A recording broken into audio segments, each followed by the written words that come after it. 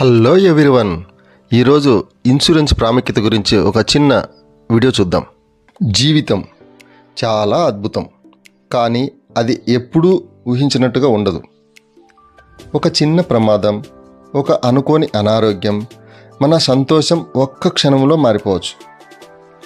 ఆ సమయంలో మనకు కావలసింది మనతో పాటు నిలిచే ఒక భరోసా. అదే ఇన్సూరెన్స్.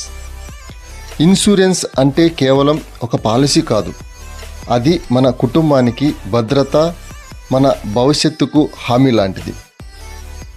మనకు నేడు భరోసా ఉంటే రేపు మన కుటుంబం సురక్షితంగా ఉంటుంది.